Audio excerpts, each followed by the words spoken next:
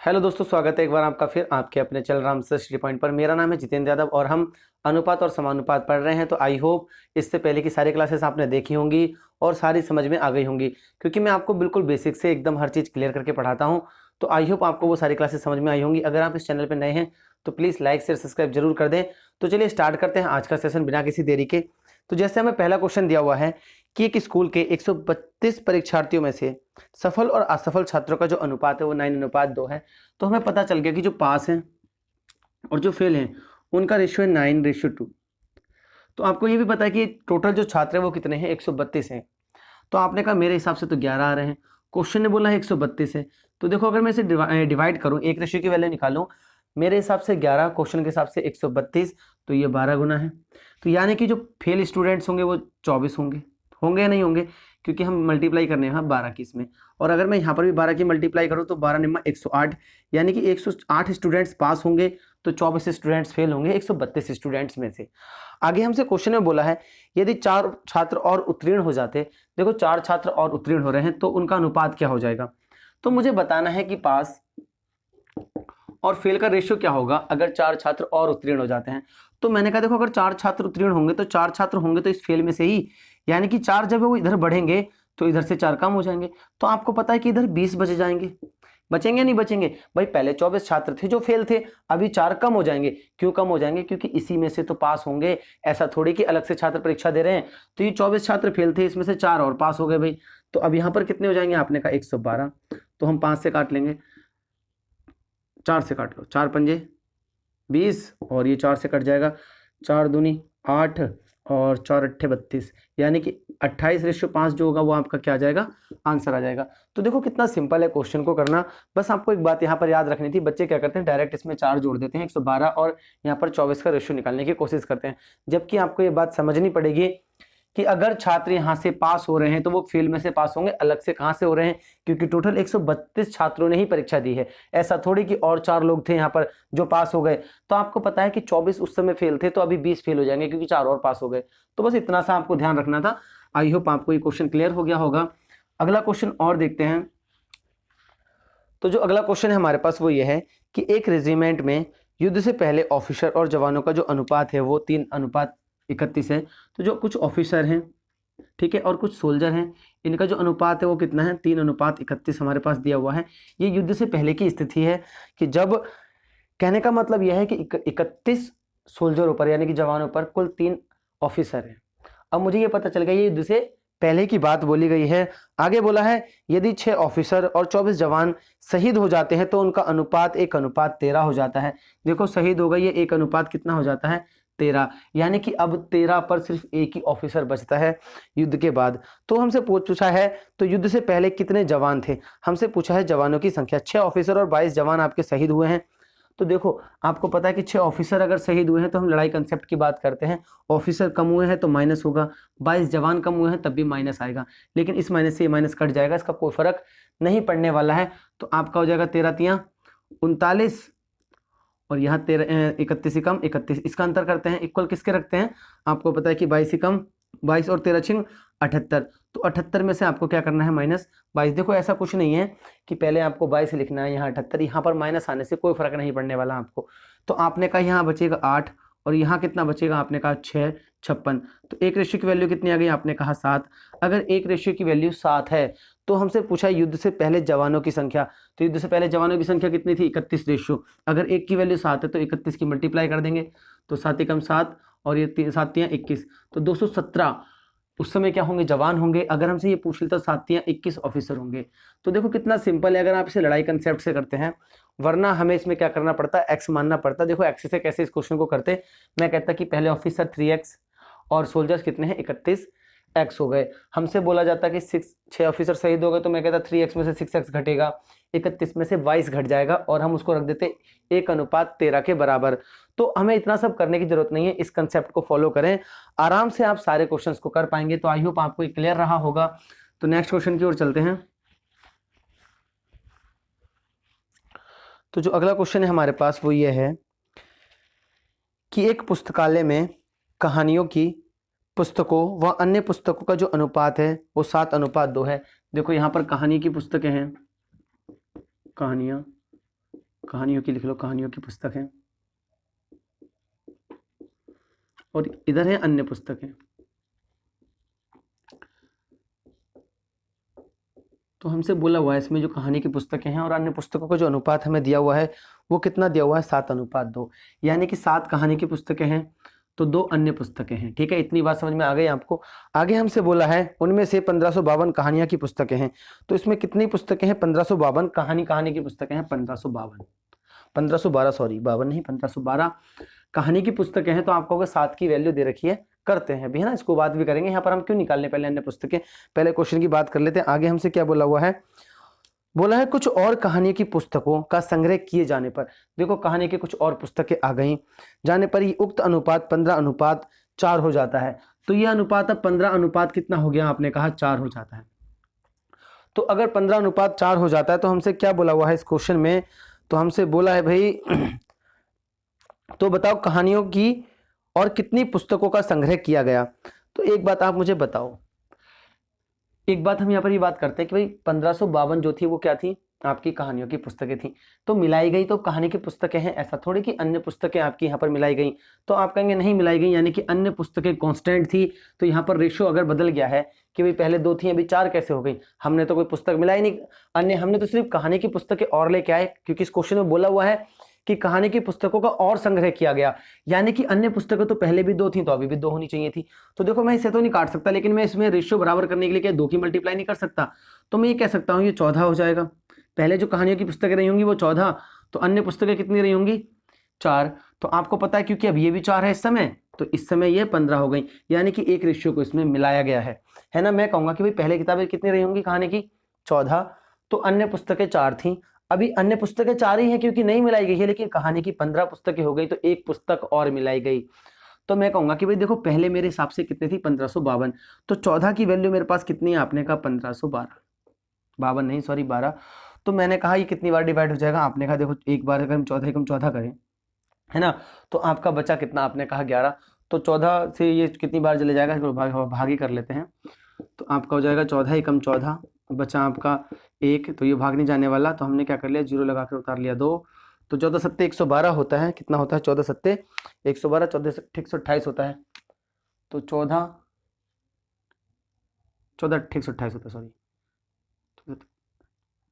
14 112, तो आपका जाएगा 108 बार।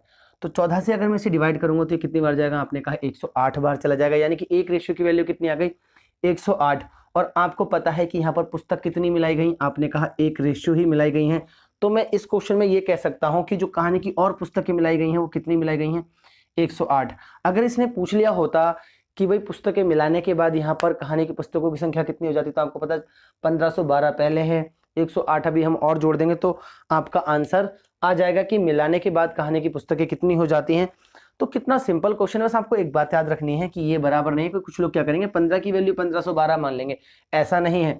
उसने बोला है पहले जो कहानियों की पुस्तकें थी और अन्य पुस्तकों का अनुपात था 7 और 2 है, यानी कि पहले 7 की वैल्यू 1512 थी। लेकिन मैंने ये कहा कि अगर पुस्तकें मिलाई गई कहानी की तो इन पर क्या फर्क पड़ गया, आपने कहा इनका भी रेशियो बदल गया, जबकि इनका रेशियो बदलने का कोई मतलब नहीं है, क्योंकि इन पुस्तकों पर कोई प्रभाव ना पड़ा, ना आपने कम किया है और ना ही इसको ज्यादा किया है। तो मैंने इक्वल कर लिया, पहले भी अन्य पुस्तकें 4 थी, अभी भी अन्य पुस्तकें 4 ही हैं, इसका मतलब कहानी की पुस्तक में मिलाया गया है। तो मैंने कहा एक रेशियो मिलाया गया है, एक पुस्तक कह लो बेशक आप। तो आपने कहा 14 की वैल्यू जो है वो 1512 है, 14 की वैल्यू 1512 है, तो 14 कम 14 और 14 112 होता है। तो हमने कहा एक रेशियो की वैल्यू जो आ गई वो कितनी आ गई, आपने कहा 108। अगर एक रेशियो की वैल्यू 108 है तो आपको पता है कि एक ही पुस्तक तो यहाँ मिलाई गई है, तो एक पुस्तक की वैल्यू भी कितनी आ जाएगी, 108। तो देखो कितना सिंपल है, बस आपको पता करना था कि कितनी और मिलाई गई, तो आप कह देंगे कि 108 पुस्तकें और मिलाई गई। तो अगला क्वेश्चन और लेते हैं, हमें उसमें दिया हुआ है कि 200 ग्राम, बोला है कि 200 ग्राम की मिश्र धातु में जस्ता और तांबे का जो अनुपात है वो 5:3 है। देखो जस्ता है और तांबा है, इसका हमें अनुपात दे रखा है, जस्ता और तांबे का अनुपात कितना दे रखा है, हमें बोला हुआ है कि 200 ग्राम मिश्र धातु में जस्ते और तांबे का अनुपात 5:3 है। तो ये 5:3 है, कितना है, 5:3। आगे हमसे बोला हुआ है इसमें कितना तांबा मिलाया जाए जिससे यह अनुपात 3:5 हो जाए। देखो हमें मिलाना है तांबा, जिससे यह अनुपात कितना हो जाए, 3:5। तो देखो एक बात अब मुझे यहाँ पर बताओ, 200 ग्राम कुल मिश्रण था, 200 ग्राम कुल मिश्रण था या नहीं था। अब मुझे आप एक बात बताओ कि भाई देखो मिला रहे हैं तांबे को, तो हमसे क्या बोला इस क्वेश्चन में कि जस्ते में क्या बोला क्वेश्चन में कि 200 ग्राम इस धातु में जस्ता और तांबे का अनुपात 5:3 है। इसमें कितना तांबा और मिलाया जाए कि यह अनुपात 3:5 हो जाए। तांबा मिला रहे हैं, जस्ते पर कोई फर्क नहीं पड़ रहा। अगर जस्ता नहीं मिलाया जा रहा है तो जस्ते की मात्रा तो बराबर होनी चाहिए थी। तो आपने कहा हाँ ये बराबर होनी चाहिए थी, तो हम क्या करेंगे, इसका एलसीएम लेंगे, तो इसमें 3 और इसमें 5 की मल्टीप्लाई करेंगे ताकि ये 15 बनकर इक्वल हो जाए। तो आपने कहा 3 पंजे 15, तो वो कितना हो जाएगा, 3 तिया 9। आपने कहा 5 तिया 15 और 5 पंजे 25। तो देखो पहले मिश्रण कितना था, 200 ग्राम, कितना था 200, तो 15 और 4 आपका कितना हो जाएगा, आपने कहा 24। कितना हो जाएगा 24। तो आप बताओ 24 की वैल्यू कितनी दे रखी है आपको, 200 ग्राम दे रखी ना दे रखी, 24 की वैल्यू कितनी है 200 ग्राम। तो आप ये बताओ मुझे यहाँ पर कितना मिश्रण मिलाना पड़ा, तो आपने कहा 16 मिलाना पड़ा ना। अब एक रेशियो की वैल्यू निकालने की जरूरत नहीं है, मुझे ये पता चल गया कि 24 की वैल्यू कितनी है 200, मुझे तो 16 की वैल्यू निकालनी है ना। और 16 के बनाने के लिए मुझे यहाँ 8 है ना, कितना बनाना पड़ेगा 8। तो 8 तिया 24 होता, तो 200 तो ये कटने से रहा, तो हम इसे काट लेते हैं पहले, चलो 2 से काट लेते हैं, ये 100 बार में कट जाएगा और 2 से ये 12 बार में कट जाएगा। तो आपने कहा ये कितना हो गया 100 हो गया। हमें बनाना है 16, और 16 बनाने के लिए या तो मैं 6 बना लूँ, क्योंकि 6 चौक 24, 6 से भी नहीं होता, 4 बना लूँ, 4 चौक 16। तो 4 बनाने के लिए मुझे इसे 3 से डिवाइड करना पड़ेगा, तो ये रेशियो में जाएगा आंसर। तो आपका अगर मैं रेशियो में से निकालने की कोशिश करूँ तो और काट लेते हैं, चलो इसे 4 तिया 12, 4 से ये कितने बार में कट जाएगा 25 बार में। एक रेशियो की वैल्यू कितनी आ गई, आपने कहा 25/3 आ गई। हमें कितने की निकालनी है, क्योंकि 16 रेशियो इसमें मिलाया गया है। तो अगर मैं 16 की वैल्यू निकालूं तो आप जानते हैं 16 की इधर मल्टीप्लाई, तो 25 में भी कितने की गुणा कर लेंगे हम, 16 की मल्टीप्लाई कर लेंगे और बटे में कितना आ जाएगा आपका 3। तो देखो 16 रेशियो की वैल्यू कितनी आ जाएगी, आपने कहा 25, 16 पंजे 80, 80 का 0 हासिल लगा 8, और 16 दूनी 32 और 8 40, यानी कि 400/3 इतना और इसमें मिलाया गया था आपका तांबा। तब जाके रेशियो कितना हो जाएगा 3:5 हो जाएगा। ये बेशक सेक्शन में आ रहा है, हमें इस बात से कोई दिक्कत नहीं है, आप ऐसे भी कर सकते थे। देखो एक रेशियो की वैल्यू कितनी आ जाएगी 200/24, आपको 16 की वैल्यू निकालनी थी, डायरेक्ट मल्टीप्लाई कर लो, इतना सब करने की जरूरत भी नहीं पड़ेगी। मुझे लग रहा था कट जाएगा, कटा नहीं वो। तो हम जैसे कह सकते देखो 8 दूनी 16, 8 तिया 24, तो एक रेशियो की वैल्यू कितनी आ गई 400/3, ऐसे कर लेना, ज़्यादा आसान पड़ जाएगा। बस ये है कि थोड़ा अपने आप पर कंट्रोल रखें और ज़्यादा ओवर एक्साइटेड ना हो, क्योंकि यहाँ लेंथ ही पड़ रहा है, तो हम ऐसे ही कर लेंगे। मुझे लगा था ये कट जाएगा, क्योंकि अगर ये 3 से कटता यहाँ पर 6 होता तब तो मैं काट लेता 3 8 24 और 3 से, लेकिन यहाँ पर तो 2 है, वो 3 से डिवाइड नहीं होगा, इसलिए इसको ज़्यादा फॉलो करें, उसको ज़्यादा करने की जरूरत नहीं है। तो आई होप आपको क्लियर रहा होगा, क्वेश्चन में कुछ है नहीं इतना लेंथी ज़्यादा, बस आपको ये वाली बात यहाँ से मिटा देनी है और इतना सा याद रखना है कि भाई 15 और 9 24 रेशियो पहले आपका क्या था, मिश्रण था, जो कि 200 kg के बराबर है, सॉरी ग्राम था या केजी जो भी है। तो अगर ये ग्राम के बराबर है तो आपने कहा 24 की वैल्यू कितनी है 200, हमने मिलाया कितना, पहले कॉपर था 9 kg या 9 ग्राम, अभी कितना हो गया 25, यानी कि 16 ग्राम मैंने अगर बढ़ा दिया तो 16 ग्राम की वैल्यू कितनी आ जाएगी। तो आपने कहा 16 की वैल्यू आ रही है देखो 400/3। अभी मत कहना कि 1 की है, वो 16 मैंने लिख दिया था, आपको पता है यहाँ पर 16 चल रहा है, क्योंकि 16 की यहाँ मल्टीप्लाई की है। तो 16 की वैल्यू कितनी आ जाएगी 400/3 ग्राम, यानी कि इतना तांबा और मिलाया गया होगा। तो आई होप आपको क्लियर रहा होगा। चलिए और क्वेश्चन लेते हैं। तो अगला जो क्वेश्चन है हमारे पास वो ये है कि कांसे में तांबा तथा जस्ते का जो अनुपात है वो 3:13:7 है। तो वे कॉपर है यानी कि तांबा और जस्ते का जो अनुपात है, तो यहाँ लिख लेते हैं जस्ता। तो तांबा और जो जस्ते का अनुपात है वो कितना है 13 कितना दिया हुआ है हमें 13:7 दिया हुआ है। तो हमसे आगे बोला क्या हुआ है कि 13:7 है, तो 100 kg कांसे में कितना जस्ता होगा। तो देखो 100 kg टोटल जो जस्ता होता है ना आपका, कांसा सॉरी, जो कांसा होता है आपका वो क्या होता है, तांबा और जस्ते का मिश्रण होता है, जो कि हमें कितना दे रखा है 100 kg। अगर ये 100 kg है तो हमसे पूछा है कि इसमें तांबा या जस्ता जो भी पूछा हो क्वेश्चन में, वैसे तो हमसे पूछा हुआ है कि कितना जस्ता होगा, हमें सिर्फ 7 रेशियो की वैल्यू बतानी है। तो मैंने कहा चलो हम दोनों चीज़ निकाल के बता देते हैं भाई। तो मैंने कहा मेरे हिसाब से कितना हो रहा है 20 kg, 13 और 7, यानी कि अगर 20 kg मेरे पास मिश्रण होता तो उसमें से जस्ता 7 kg होता और तांबा 13 kg होता। लेकिन आपको पता है कि ये 20 ना होकर कितना kg है, आपने कहा ये तो 100 kg है। अगर ये 100 kg है तो 20 से कितनी बार जाएगा 5 बार, यानी कि एक रेशियो की वैल्यू 5 है। तो ये भी 7 ना होकर कितना होगा, आपने कहा 5 गुना, यानी कि ये 35 kg होगा। और ये कितना हो जाएगा 13 पंजे 65 kg यहाँ पर आपका क्या होगा, आपने कहा तांबा 65 होगा और जस्ता आपका 35 होगा। तो देखो क्वेश्चन को करना बहुत आसान है, आपको बस थोड़ा सा अपना एफर्ट लगाना है और कुछ नहीं है। क्वेश्चन में थोड़ा सा सोचिए क्वेश्चन पे कि कैसे हम कर सकते हैं, एक्स मान के भी करने की जरूरत नहीं है आपको कुछ भी यहाँ पर। तो अगला क्वेश्चन और लेते हैं और उसमें भी हम देखते हैं कि हम और इसमें क्या कर सकते हैं। तो बोला है कि 30 लीटर सोरे के अम्ल में, है ना, अम्ल व पानी का जो अनुपात है वो 2:3 है। तो देखो अम्ल और पानी का रेशियो दे रखा है हमें, अम्ल और पानी, सोरा बनाया हुआ है तो अम्ल और पानी का जो रेशियो है वो 3:2 है शायद, या 2:3 है।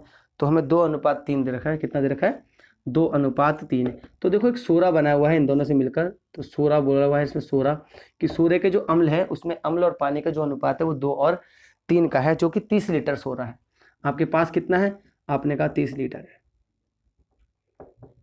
कितना है, 30 लीटर। अगर ये 30 लीटर है तो हमसे क्वेश्चन में क्या बोला हुआ है, कितना पानी और मिलाया जाए ताकि अम्ल व पानी का अनुपात 2:5 हो जाए।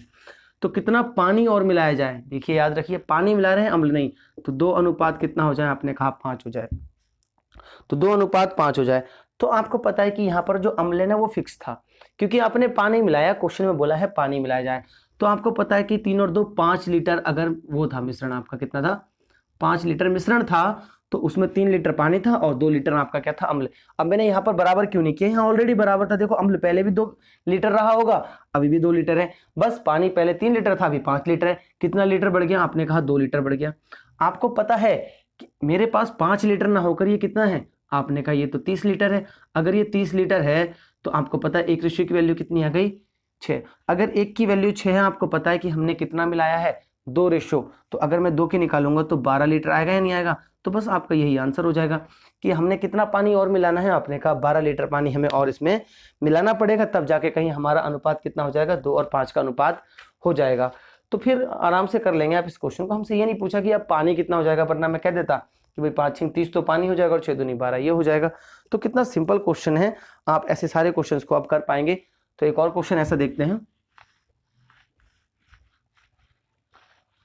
तो जो अगला क्वेश्चन है हमारे पास वो ये है कि 40 लीटर मिश्रण में दूध और पानी का जो अनुपात है वो 7:1 है। तो हमारे पास यहाँ पर है दूध और यहाँ पर है हमारे पास पानी, जिसमें कि अनुपात हमें दे रखा है इसमें कि भाई 7:1 है, यानी कि अगर 7 लीटर दूध है तो उसमें 1 लीटर आपने क्या मिला रखा है, पानी मिला रखा है।